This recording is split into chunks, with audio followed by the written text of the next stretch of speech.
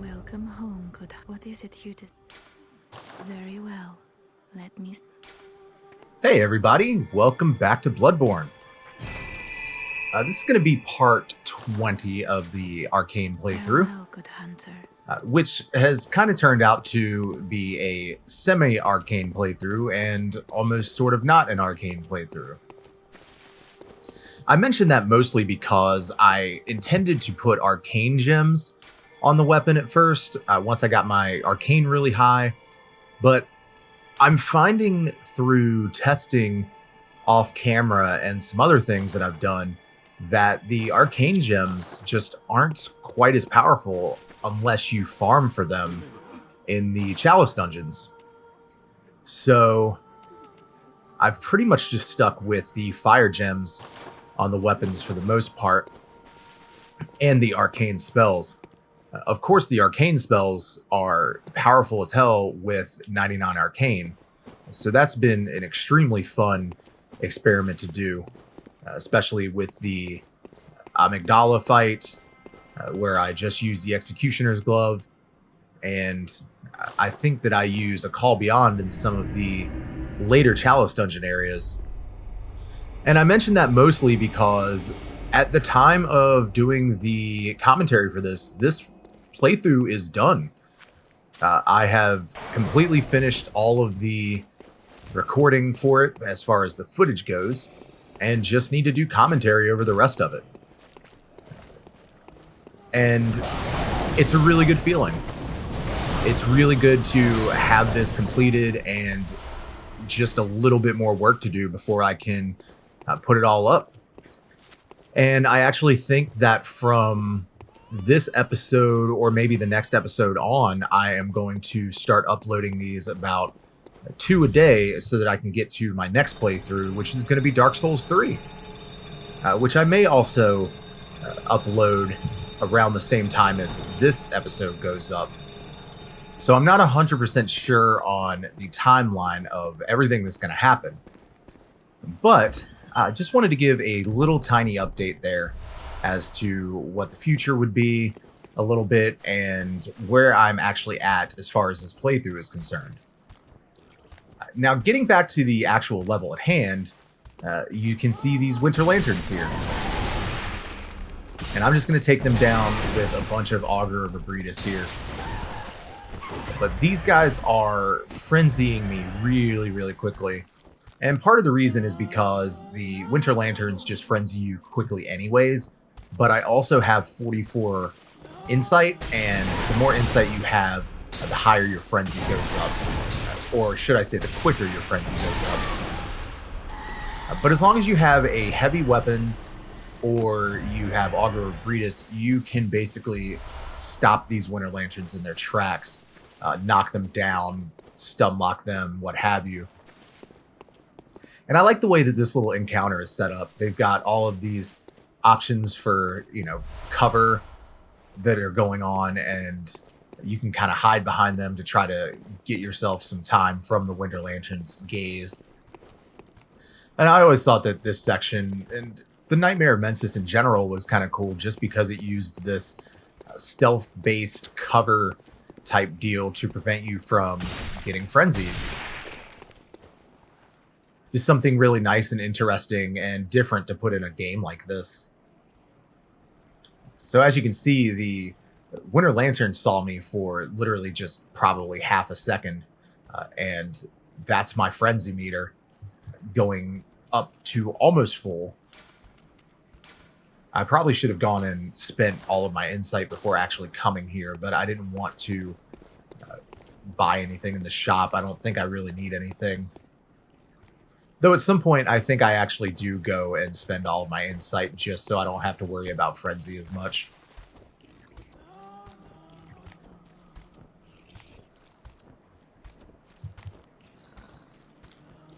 The one thing I will say about why I actually like frenzy is that it really goes hand in hand with the story and the lore of how, the smarter you are, the more things you can see, but theoretically, you could technically go insane from it. And that's pretty much what frenzy is. Your mind is being bombarded with so much information and whatever else you're seeing that you pretty much just explode from the inside.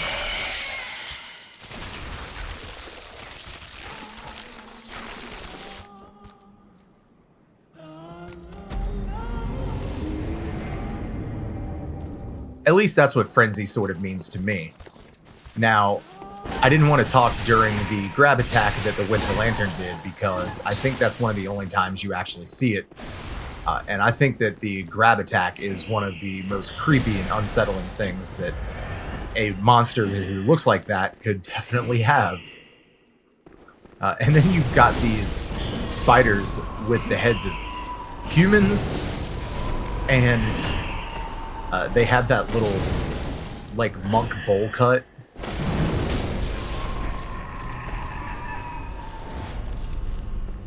Really, really funny. I love the Nightmare of Mensis. So yeah, I just pretty much ran through all of those Winter Lanterns.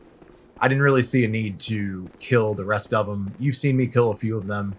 There's going to be some more that I kill later on in the episodes. So we're just going to leave it at that. There is one more that we basically have to kill in order to get the treasure that we're going to get in just a little bit.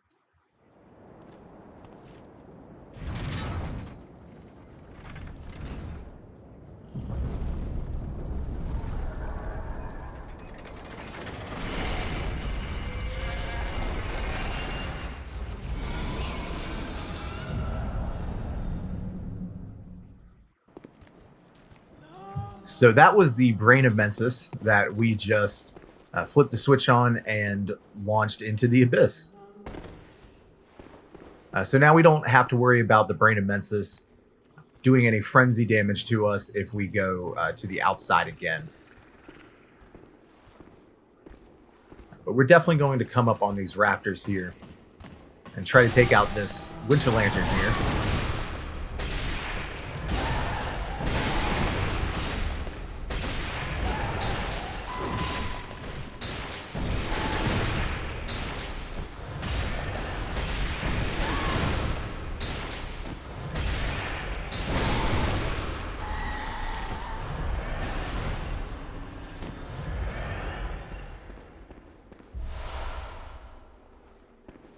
The one thing about the Winter Lanterns that is also really good is the fact that you can farm blood gems from them, and you can get some pretty decent ones if you actually stay here and farm.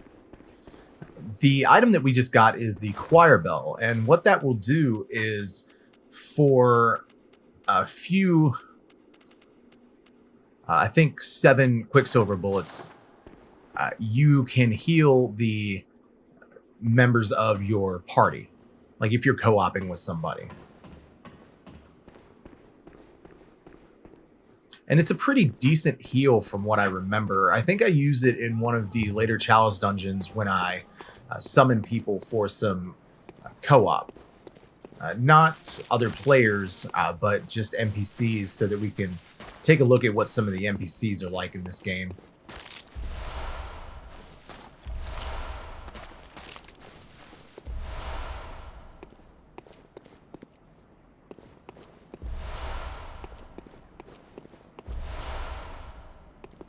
And you can see just all of the people that have died from frenzy.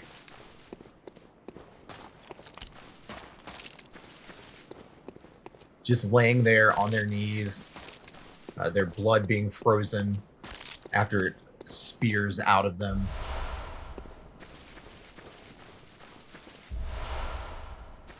And this particular path right here, you get some really decent blood gems. The arcane one that I picked up is pretty decent.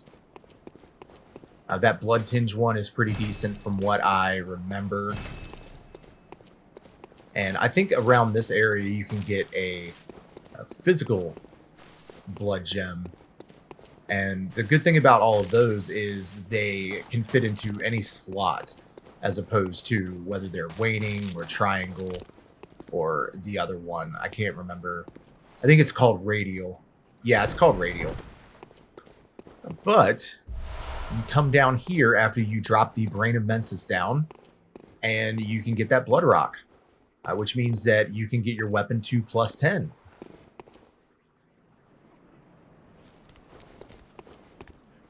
And I think that's what we're actually about to go do.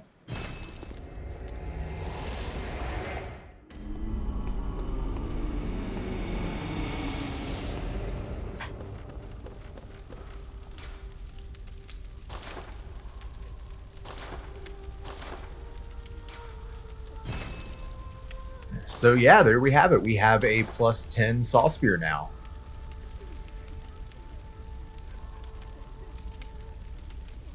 And I just wanted to take a look at my gem setup and see if there was anything that I could do that would give me more damage or just be better in general.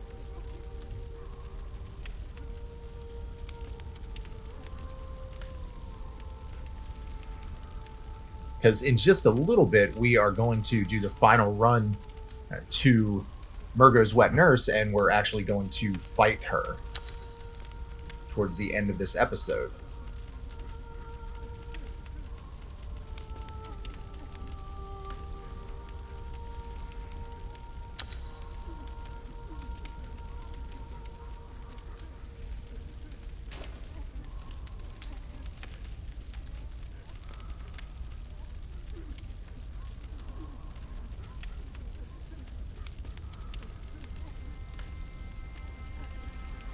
So my apologies about the long blood gem reworking here. I wanted to see exactly what I could do with some of the arcane stuff that I just got.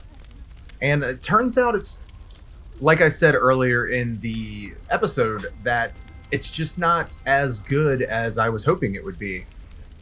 The real strengths of an arcane build really seem to come from the fire gems that you can get and from the arcane spells. Now, if I were to actually go into the Chalice dungeons and farm higher level arcane gems, then I'm pretty sure that that would really, really up my damage. But as it stands right now, it's not as good as I was hoping it would be compared to my fire gems.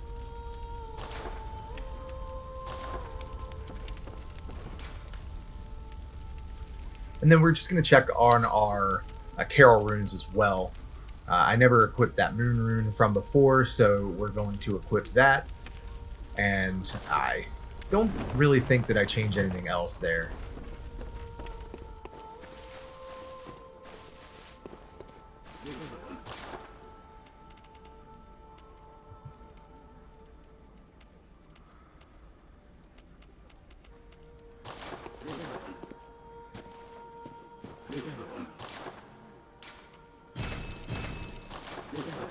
And being as I was almost running out of blood vials there, I wanted to make sure that I had enough of those.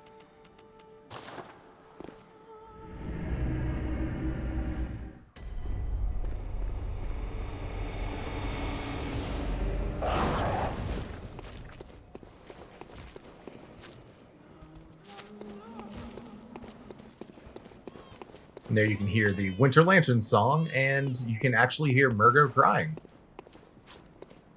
And in a little while, I'm actually going to be invaded, which was kind of surprising.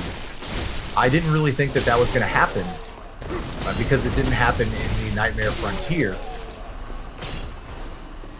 Now, you'll see me get my ass handed to me, but that's not the point. I was just really happy to have actually gotten invaded, as weird as that sounds. Because I really just wanted to show it off. And I'm really not sure what was going on with the Shadow of Yharnam there. He just kind of stood there and let me beat the crap out of him. Almost like he gave up or something.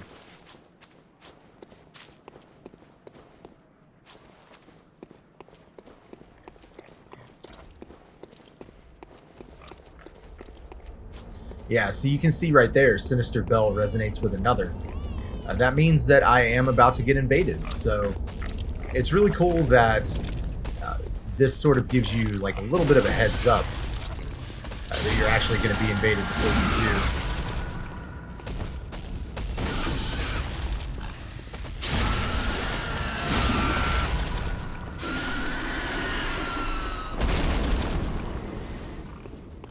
So yeah, here's this guy.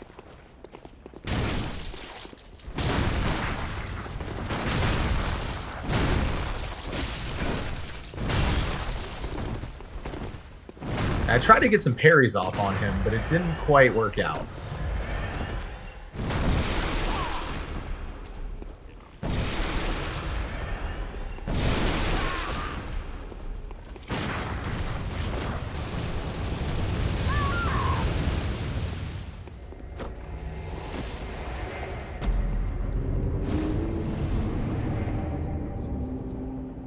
So yeah, then the character pulls out the Gatling gun and just completely wrecks me.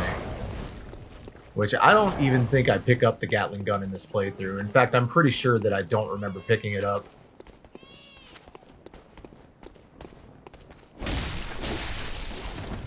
But you know what? That's fine. Like I said, I don't even care that I lost. I have never really been good at PvP in this particular game. And I'm just happy that people are still in this game and invading and doing that kind of stuff. And it was just nice to see somebody actually invade me, so that I could show it off in the playthrough at least once.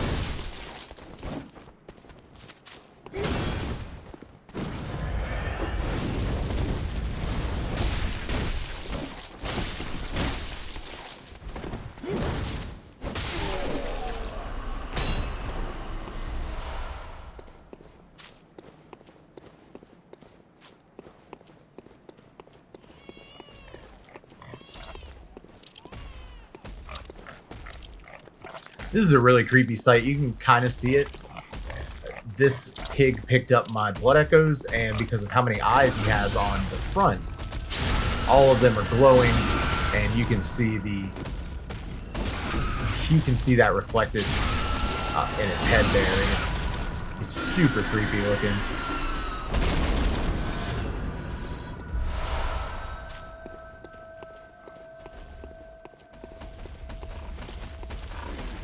I almost thought that I was about to get invaded there again, but it didn't turn out that I did.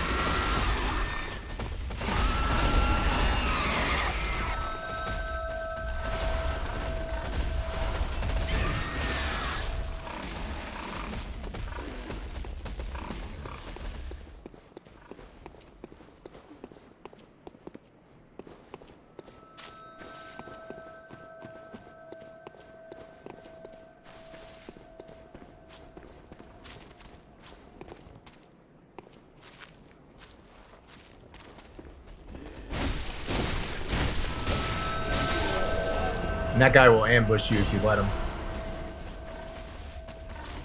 And here is the bell ringing woman, in case you do not want to do PvP. We do go ahead and kill her.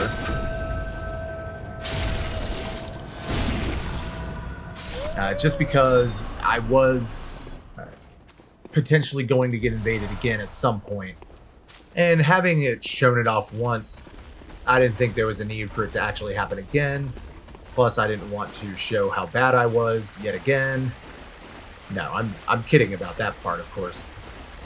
Looking back on it, I actually wish that I would have tried to invade somebody just to see if I could. Or to see how many invasions I possibly could have gotten had I tried to invade somebody.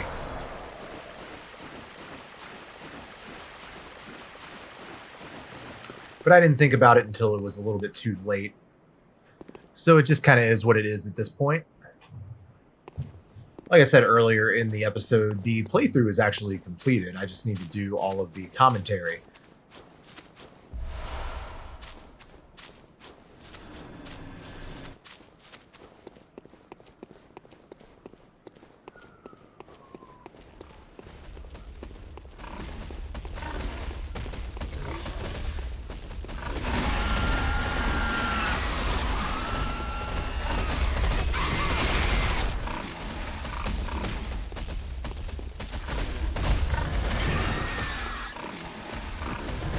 Now, what's cool about these pigs and the Shadows of Yharnam here, if you bring these pigs up close enough, then the Shadows of Yharnam will actually try to take them out. And then that is where we're going to go to fight the boss. And we're just going to go right on past Queen Yarnum there. I think we take a look at her when we come back. And for some reason, you can get a Yosefka's blood vial there. I don't really know if that has any kind of lore significance or not. I'm kind of assuming it doesn't. But I also think at this point of the game, you can't get any blood vials from Ariana or anybody else. So I think that they just gave you an extra blood vial there just in case.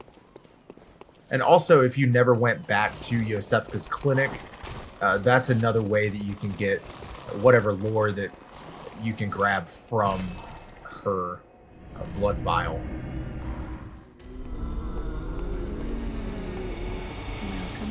So we're just going to go back to the Hunter's Dream real quick, and we're going to spend some of these blood echoes. Very well. Let me stand close.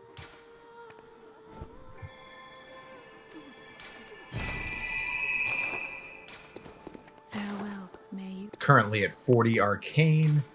It's not long before we actually start gaining some levels in Arcane, once I start Blood Gem farming.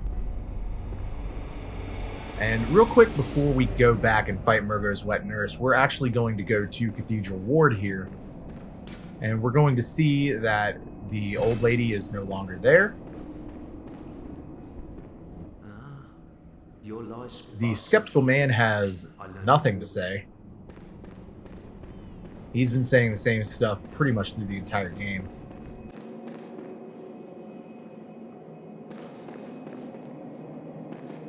Oh, the old girl you sent over, she's dead. Killed, stone dead. Why? Must have been a beast, right? Or do you think someone out there could have... I just don't... Oh... Well... I do know. It's my fault. Oh my...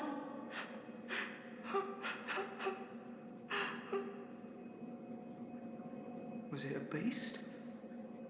Or could someone from outside have come in and... I just don't know.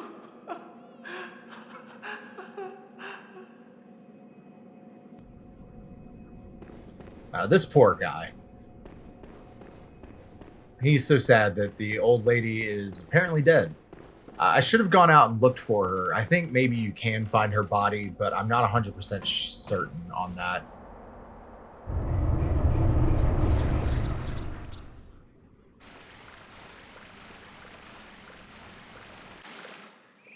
It can't be.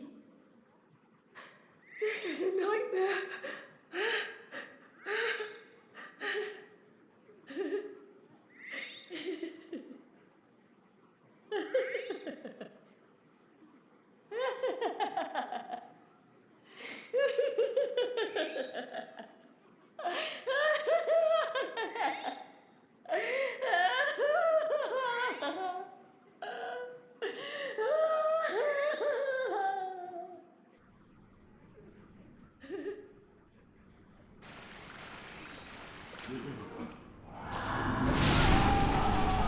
So this is where we find Ariana.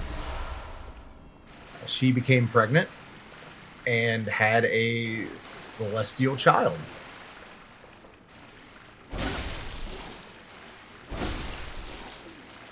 And if you kill that celestial child, then you can get the 1/3 umbilical cord, and that is, of course, one of the items we need to get one of the endings. And if you kill her, you can get her shoes. The only reason I killed her is because I don't think you can get any other dialogue from her after this point. So I just wanted to go ahead and just get the shoes.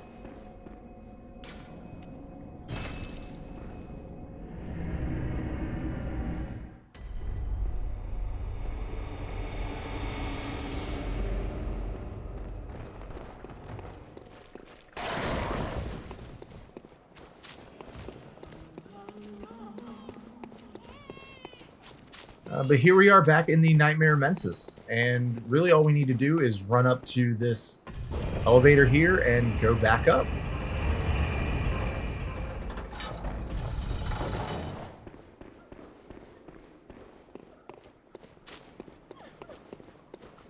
And of course, this is Queen Yarnum.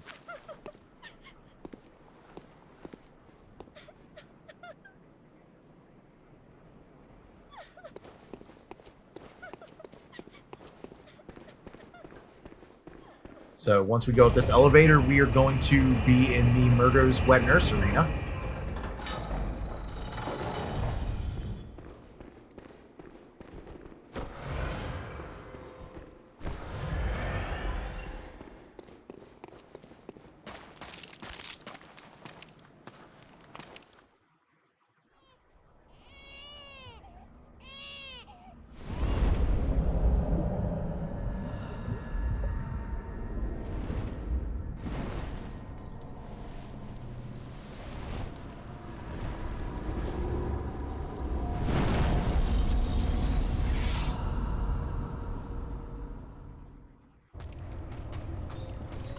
So I love this design. This is one of my favorite design bosses in Bloodborne, and honestly, I think it might be one of my favorite bosses in Bloodborne in general.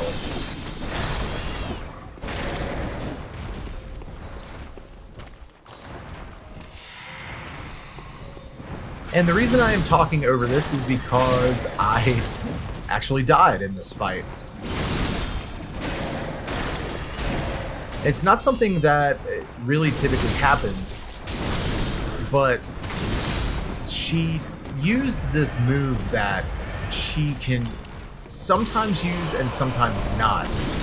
And it's one that she sends out clones of herself, which come and do like swipe attacks at you and charge attacks. And for some reason, she is just not consistent with using that, so it's not one that I'm really familiar with enough to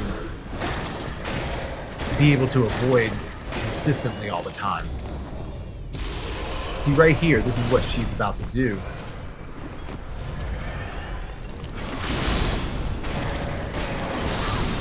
It's like sometimes she uses this and then sometimes she just doesn't.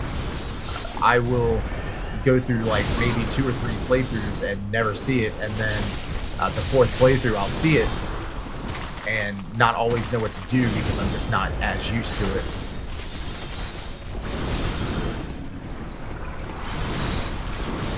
But the next fight is a little bit better. And real quick, I want to make a comment on the music because I really like her boss theme. How it's got the music box in the background and everything. So really pay attention to that in this fight.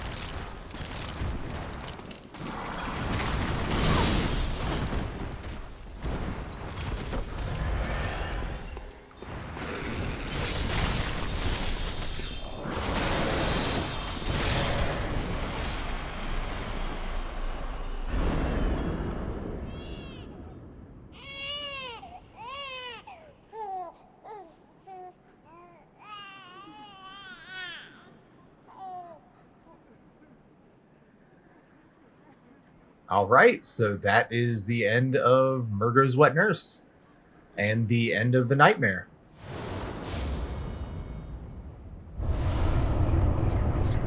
Thank you very much for watching, and I will see you in the next episode. Have a great day.